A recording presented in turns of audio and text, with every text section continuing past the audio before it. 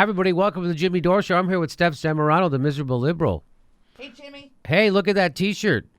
Nice. You can get that T-shirt right underneath here and all mugs and everything, and it's a great way to help support the show because they keep demonetizing our videos. We're talking today about what happened, the Colin Kaepernick protest and the protest about the protest and, to the rebound or the response to Trump saying that NFL owners should fire anybody who isn't sufficiently patriotic. So here is the coach for the Pittsburgh Steelers. What's his name? Mike Tomlin. And Mike Tomlin. And so listen to this. I think this is very interesting.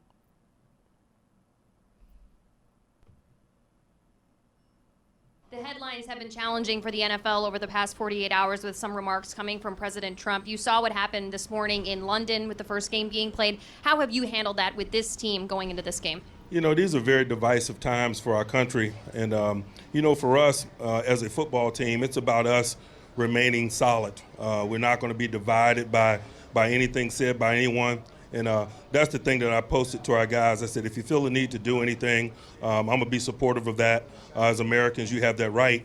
But whatever we do, we're going to do 100%. We're going to do together.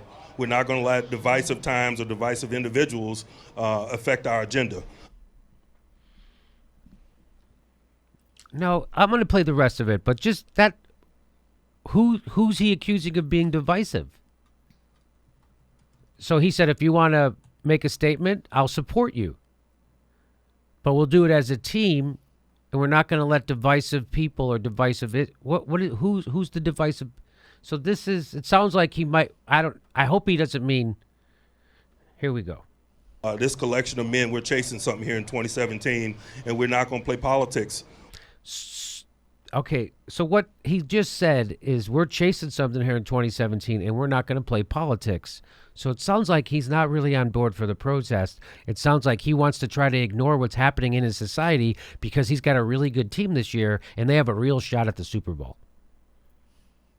And that's what this sounds like. Like, we're not going to let this, we are not going to care about our black brothers getting gunned down in the street or the systematic racism endemic in our criminal justice system. We are not going to acknowledge any of that stuff because we got a real shot to win the Super Bowl. Let's get our priorities right.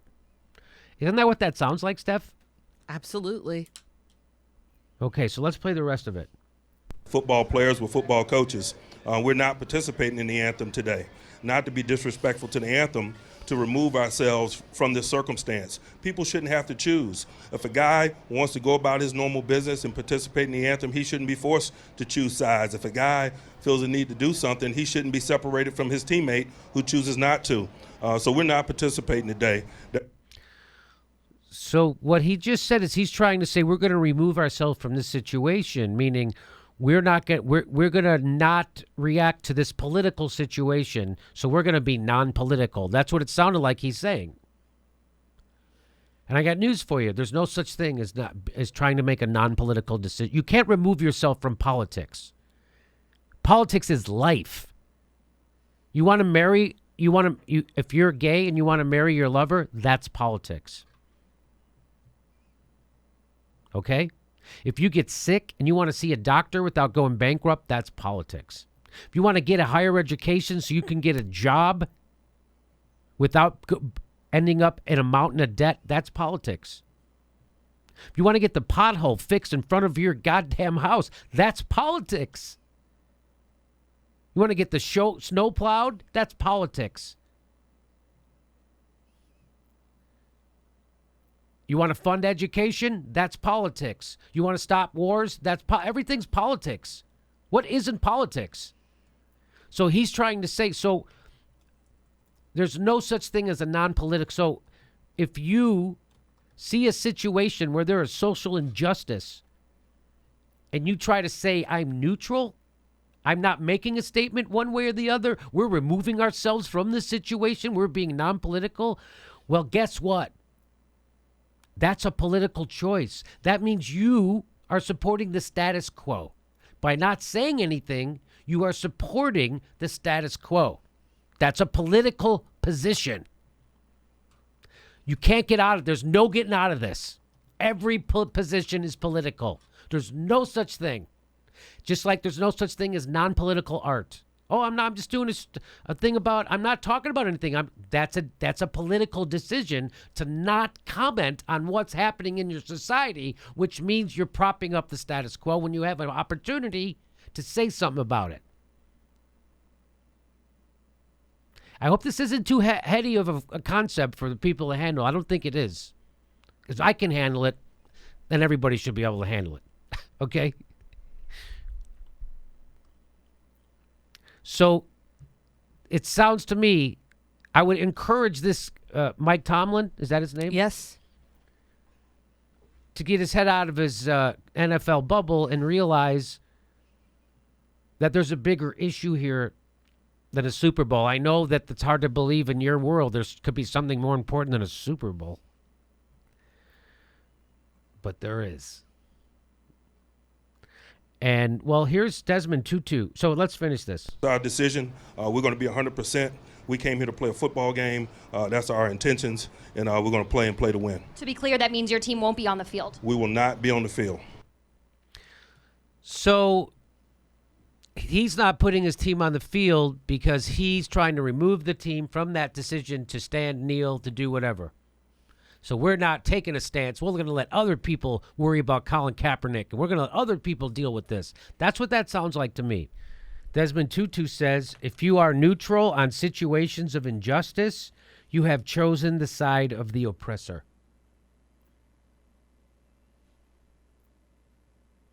And that's that. So when he says we're moving ourselves from this, we're not being political.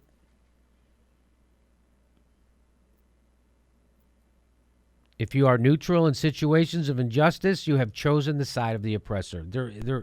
Which side are you on? You got to be on someone's side. You can't say I'm Switzerland